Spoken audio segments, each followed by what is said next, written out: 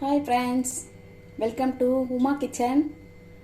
இன்னைக்கு meal maker பட்டாணி குருமா எப்படி பண்ணுறதுன்னு பார்க்க போகிறோம். அதுக்கு தேவையான பொருட்கள்: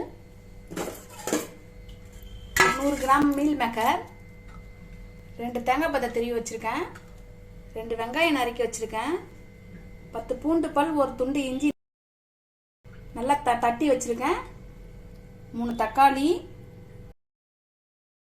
தனி மிளகாத்தூள் 1.5 ஸ்பூன், 1 ஸ்பூன் கசகசா, கொஞ்சம் கருவேப்பிலை, கொஞ்சம் கொத்தமல்லி, கொஞ்சம் புதினா தழை, கொஞ்சம் சோம்பு, 1/4 டீஸ்பூன் மஞ்சத்தூள், 2 ஸ்பூன் கரம் மசாலா, எண்ணெய், பட்டாணி, தேவையான அளவுக்கு உப்பு.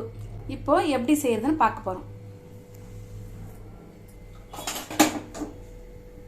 இப்போ பாத்திரத்தை வச்சுட்டு லைட்டாக கொஞ்சம் 2 ஸ்பூன் எண்ணெய் விட்டுக்கோங்க. எண்ணெய் அதில் விட்டுட்டு கொஞ்சம் அதில் சோம்பு சேர்த்துக்கணும்.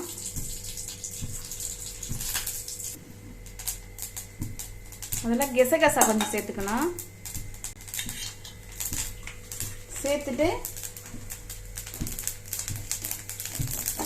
அதில் வெங்காயம் சேர்த்துக்கணும்.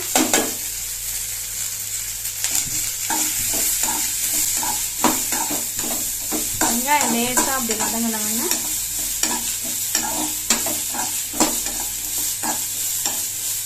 அதில் தக்காளியும் சேர்த்துருங்க.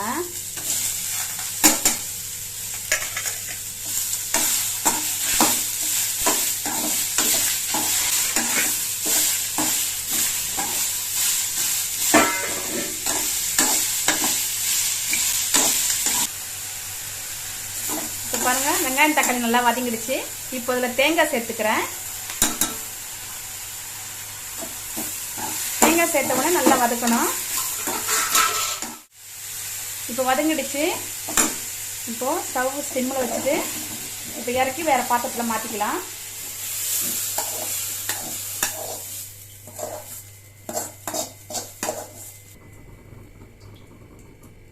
இப்போ பாருங்க, பாத்திரம் வச்சுட்டு கொஞ்சம் எண்ணெய் ஊற்றி, கடுகு போடக்கூடாது, சோம்பு போடணும். சோம்பு வெடிச்ச உடனே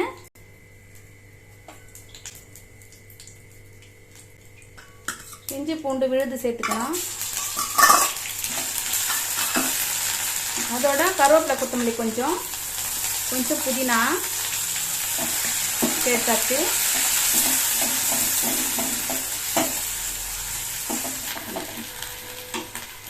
இஞ்சி பூண்டு விழுது நல்லா வதங்கிடுச்சு. இப்போ பட்டாணி போட்டு நல்லா வதக்கிடணும். பட்டாணி வதங்கிடுச்சு. இப்போ மீல் மேக்கர் சேர்த்துக்கிறேன்.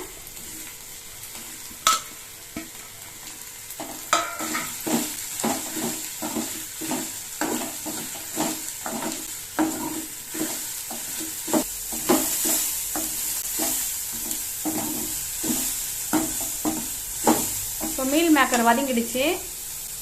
இப்போ தண்ணி சேர்த்துக்கலாம். நான் 1 சொம்பு தண்ணி சேர்க்கிறேன். எடுத்து வச்ச கரம் மசாலா சேர்க்கிறேன்.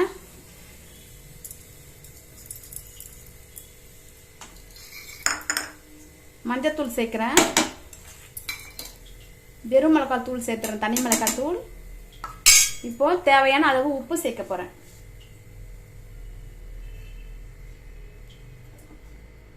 இப்போ இது நல்லா கொதிக்கட்டும். அப்புறம் வெங்காயம் தக்காளி தேங்காய்லாம் அரைச்சி இதில் சேர்த்துடலாம்.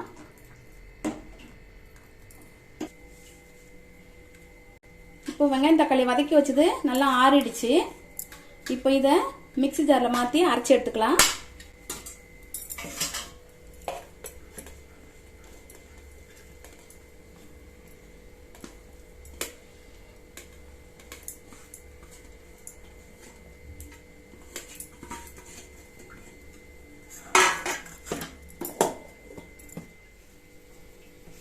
இப்போ அரைச்சாச்சு.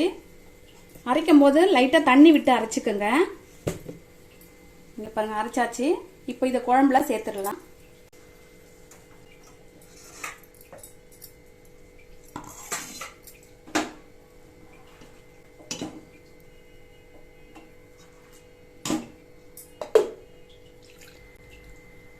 இப்போ வெங்காயம் தக்காளி எல்லாம் அரைச்சி இதில் சேர்த்தாச்சு. குழம்பு கொஞ்சம் நல்லா கொதிக்கணும். குழம்பு நல்லா கொதிச்சு நல்லா திக்காக வந்துருச்சு. இப்போ புதினாவும் மல்லியும் போட்டு ஆஃப் பண்ணிடலாம். இப்போ குழம்பு ரெடி ஆயிடுச்சு.